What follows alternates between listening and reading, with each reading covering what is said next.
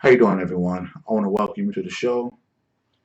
Normally, Mary Evans would be here, but today she asked me to step in, and like a good soldier, whenever called upon, I do the best I can. I'd like to thank Mary Evans for entrusting me with hosting her show, and I'd like to welcome all the viewers, and I hope you enjoy my version of Mary Evans' Hot Topic Tuesdays. Again, I hope you enjoy the broadcast. As a black man and as a parent, I look out into the world and I ask myself, have I done everything I can to make this world a better place for my child? And if you're anything like me, you have asked yourself these same questions. It is not too late for us to put forth some type of effort to prepare a better way for our children. I hope you listen to this message, what I'm about to say, and I hope you take it to heart and realize that it is beyond time for us to come together and put some real initiatives into place to do exactly that. When you see where we are as a people today, you have to go back to the past. Every race of people that come out of enslavement or servitude to another came out of it with their culture, their history, their language intact. Every race has done this except ours. We came out of our enslavement not speaking our language, but speaking theirs. Our history was taken from us. All our characters was changed from black to white. For 300 years, we were deprived education. We were pitted against each other. And once our enslavement was over, we went to sleep slaves, and the next day woke up, we were free, and then released into society. No re-education, no retraining, no transition, just released. And the same people who enslaved us wrote the laws that marginalized us and controlled us ever since. And coming out of our enslavement with no self-worth, no history, no language, being totally dependent on our oppressor, put us in a position that no other race of people has ever had to deal with. And today, that still exists. When I look at the world today and I see that we are still using strategies and tactics 50, 60 years ago to solve problems now, what's the point in doing that? We have advanced technology, construction, everything has been modernized. We don't do anything today like we did 50, 60 years ago outside of maybe carpentry and cooking. But you could put the social movement right into that category because the same thing you was doing, marching for your rights 50, 60 years ago, you're still using the same tactics today. That's unheard of, and it has to change. I remember in the Bible when Adam ate the apple and God was walking through the garden, and Adam hid from God, and God called out to him, and Adam was like, I can't come out, I'm naked. And God said to him, who told you you were naked? Something happened with Adam that changed his perspective. He was always naked. It was always normal to him. But now all of a sudden, after this event happened, it changed the way he thought about himself. The same thing happened to our people. We were self-sufficient, self-reliant, self-determined. We didn't have to rely on anybody for anything. And then enslavement happened. And we've been removed from our way of life. And now today, we have to ask for everything. It is time we as a people came out of this mentality and started transitioning ourselves to a more adult version of what we are. We don't have to ask for every single thing. It's been 150 years since slavery ended, and we've gained and controlled no businesses or institutions to safeguard our way of life. And when I see this, I ask myself, where is the current leadership? What are they doing? All I see them doing is using the same tactics, marching and begging for our quality of life and leading us right back into the hands of the same people who's been mistreating us all along. They're wasting their efforts pulling down lifeless statues and flags, um, reliving marches, when some real change can be made by voting our people into office, removing, in the Constitution, in the 13th Amendment, when it freed us from slavery.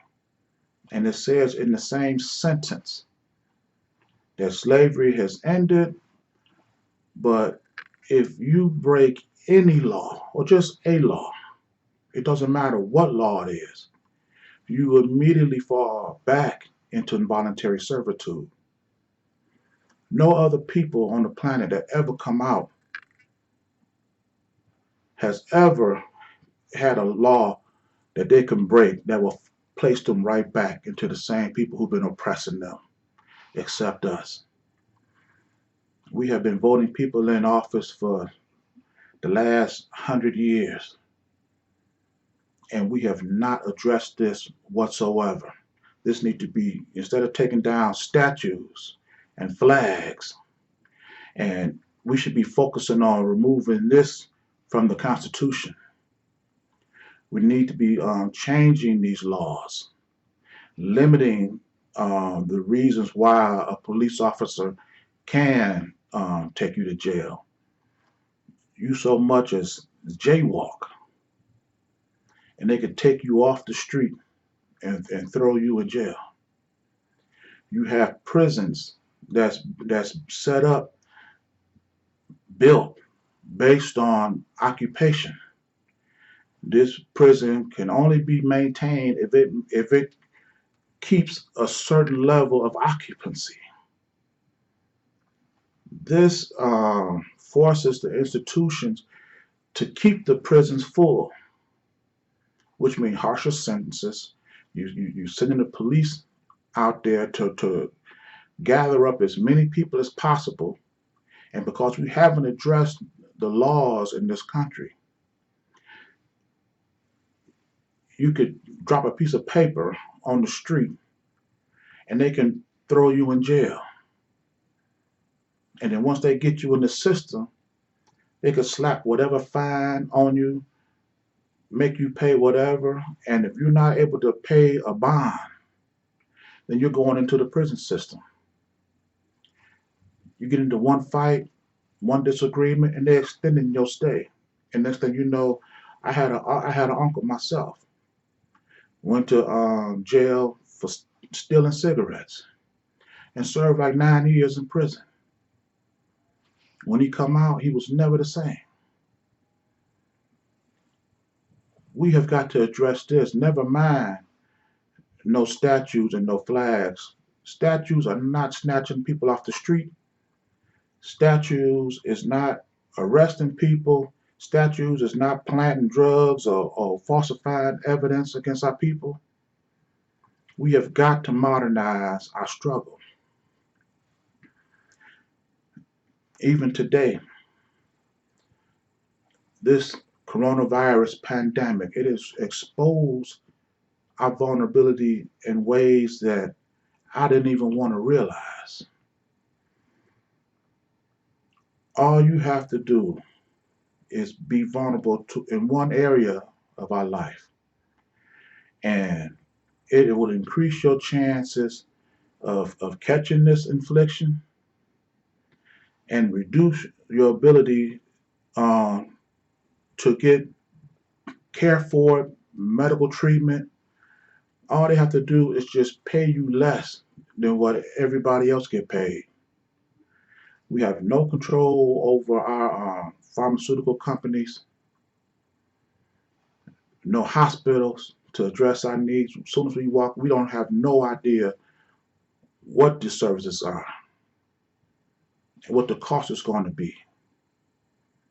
And when the pandemic happened, grocery stores escalate the price. It, this cannot continue to go on. It is time for new leadership and real change. Change that you can actually see and touch. I'm not talking about no slogan and no simple hashtag. I'm talking about ownership and control over our way of life so we can blaze our own path in this country. It was another scripture in the Bible where Cain has slew Abel, and he hit Abel in the back of the head and killed him. And as the blood spilled out, God again showed up, and he said, "What have you done?" He said, "The blood of your brother cries out from the ground." When I read that, it touched me deeply. I hear the blood of my brothers and sisters being spilled on the ground, and they speak out to me. I hear them, and I want to do something about it. But I cannot do this on my own. We have to unify as a people if we're to do anything to protect not only ourselves, but our neighbors and our community, our children, and our future. Where's the urgency in that direction? I was listening to the radio show, and they're talking about Black Lives Matter is becoming or if not already, the largest organization in the world. Everybody is saying it. But what is their end game? What is if they achieve everything that they seek to accomplish, what would that look like? I see thousands of people marching in the streets. That's more than enough that can come together and build businesses and institutions, as opposed to just marching them, meandering up and down the street, no direction, no purpose. You have every different group, ethnicity, gender, gay, lesbian, LGBTQ, all of them speaking in different directions. Where's the focus?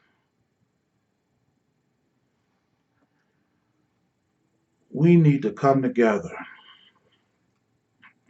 as a people and create private businesses and institutions to protect and preserve our way of life. Come together in all aspects so we could become a force of strength, socially, politically, economically, to change the course and the path that we're on. Our way of life was taken.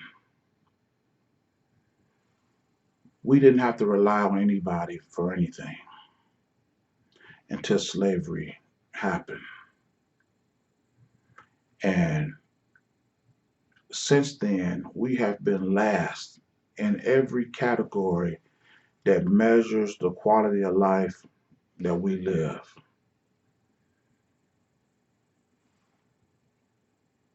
There's nothing that's going to happen that's going to change that unless we decide to do something to change it. Earlier, I did a video on has there ever been a civil rights leader that was iconic? And when I use the term iconic, I use it in when I mean a player or a person or an event that has taken place that changed your thought pattern, changed the course of your life. A coach that reached down and touched you and motivated you to try harder than you ever would have on your own. A teacher.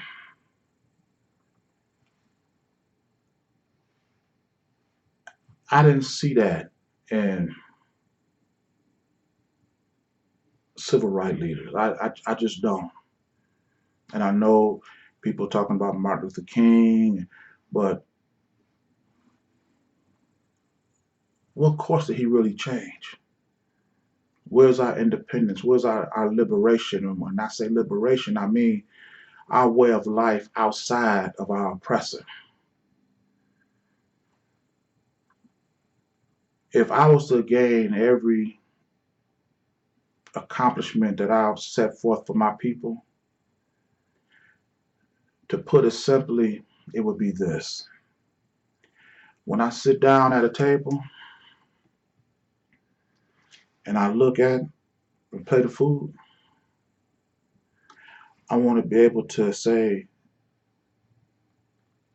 nobody that oppressed my people had anything to do with me putting this food on my table. I didn't have to go do no song and dance for no white person. That means I could sustain my way of life, serving my people and in my community.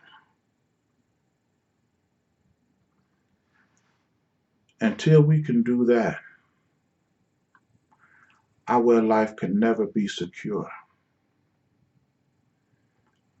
And if it means wrapping businesses and institutions around our essential needs to fulfill this ambition that I have for our people, then that's exactly what we need to set out to do. Anything less than this, no matter where you go in life, no matter how comfortable you may be, somebody you don't know, you've never seen before, can come into your office, can come into your company, can come to your door and fire you. And everything you have, everything you wanted to do will be stopped. And you could lose everything. Even the home that you live in is vulnerable. Breonna Taylor is dead today. Why? because somebody somewhere wanted to come into her home unannounced. So somebody she didn't know went to someone else she didn't know and gave them permission to get a squad of people to come to her home in the middle of the night and execute a no-knock warrant. And as they bust into her home, the boyfriend, fearing that they were being robbed, shot in defense, riddled this woman's body with 8 bullets. No one should be empowered to tell somebody else to come into anybody's home unannounced. I don't see any civil rights leader or whatever that's trying to change this. You have um, John Lewis, who just passed away.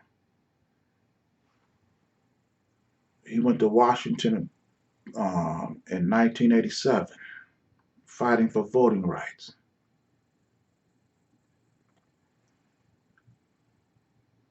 He died recently, still fighting for voting rights. And the day they put him in the ground, this president, this bozo that we have in office right now, chose this day to tell him to announce to people that he wanted to delay the election. He don't want people to vote. You cannot be this dumb. You cannot be this insensitive by accident. These are personable swipes at our people and at our vulnerability. You also have James Clyburn. He endorsed Joe Biden, pulled his campaign out of the garbage. Now he's the leading candidate and favored to beat Donald Trump. And in return for this endorsement, they asked Joe Biden, did he feel obligated to put a black woman on his ticket? And without hesitation, Joe Biden said, no, I don't feel obligated.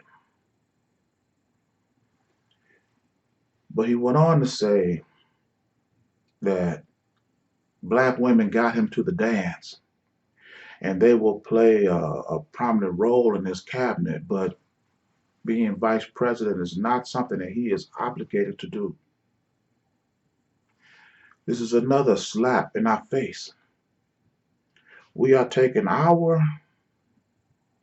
power, our position, our influence, and we are actually elevating our oppressor to levels that we can't even do for our own people. If James Clyburn and John Lewis was really about social injustice or civil rights movement, John Lewis would have been getting everybody to vote as many black people in office, not to make America better, but to form our own governing body, to change the laws. Because my goal is this, is to create our own independent way of life. And you are not going to take the name of this failed country, this failed system, and place it on top of ours. We're going to have our own name. What the Bible say, we're going to have a new earth and a new heaven.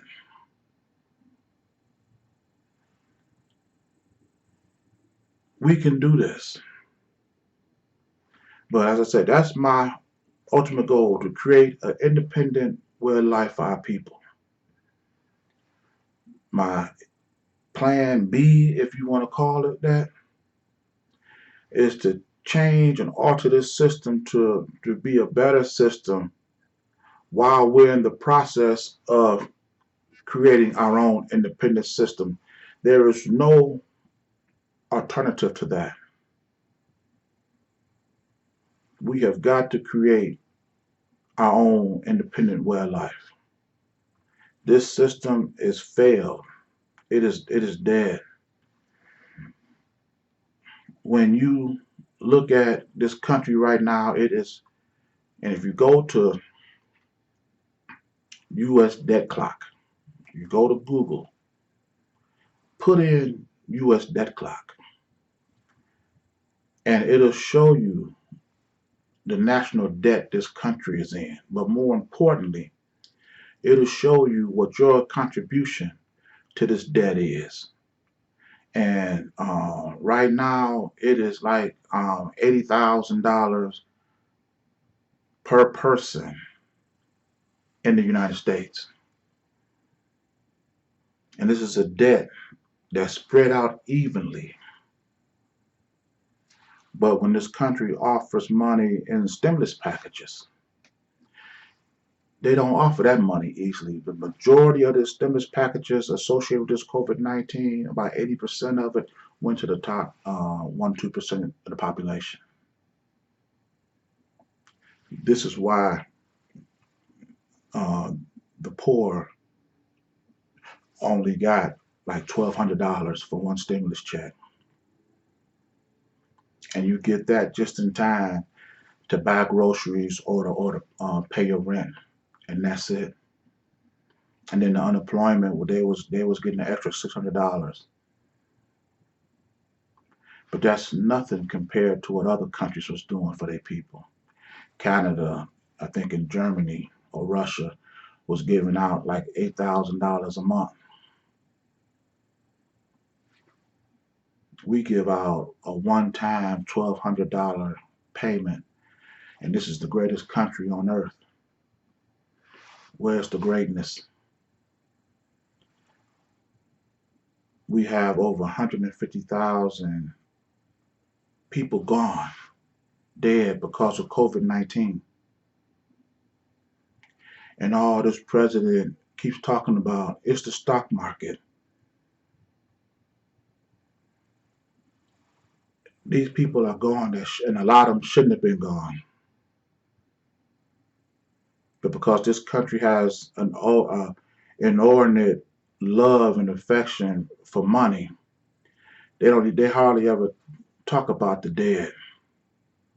If the stock market is doing well, it's fine. As long as they can tout the best economy, they're fine. It's not safe enough to have a Republican conference, but it's safe enough for you to send your children to school. It's safe enough for you to open up bars here in Michigan. Um, um, Big Gretch, what we call her.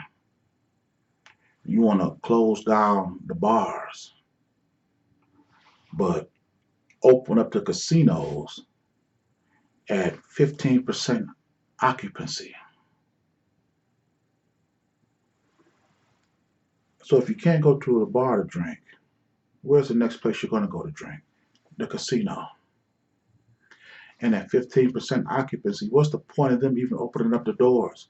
Can they even sustain themselves with a 15% occupancy rate?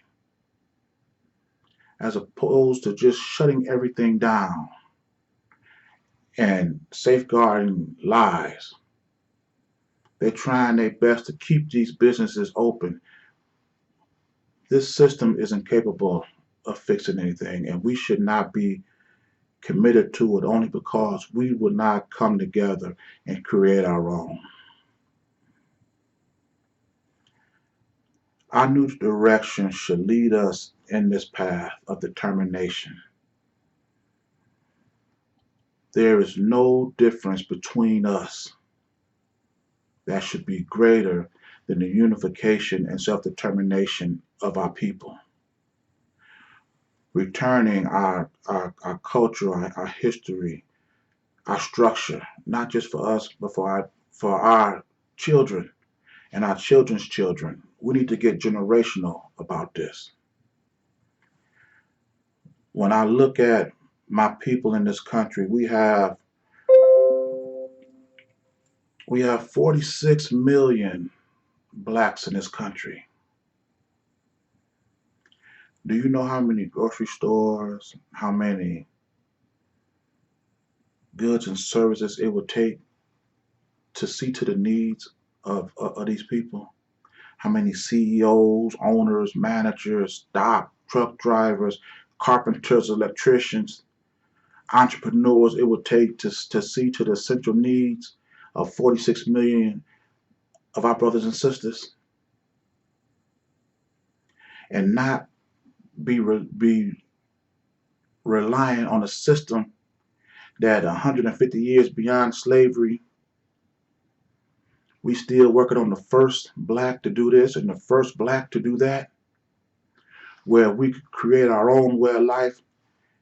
Every black that we look up to, teachers, instructors, hospitals, automotive, design, future technology, all of them will be black.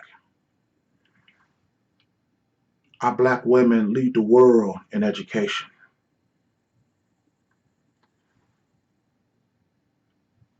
It's not going to benefit them like it would anyone else because we don't have a base of operation. We don't have a base to support them. We come together and build our own. We can establish economic floors, economic standards in all aspects of our life. No one will be able to tell us no and stop what we do. If we just come, take the love we give to everyone else and bring it in and give it to ourselves and build businesses around that. That's the future I see for my people. That's a future that we can have and we can promote and we can pass on to future generations. I hope that this message has touched you in the way that it has touched me. It inspired you in the way that it has inspired me.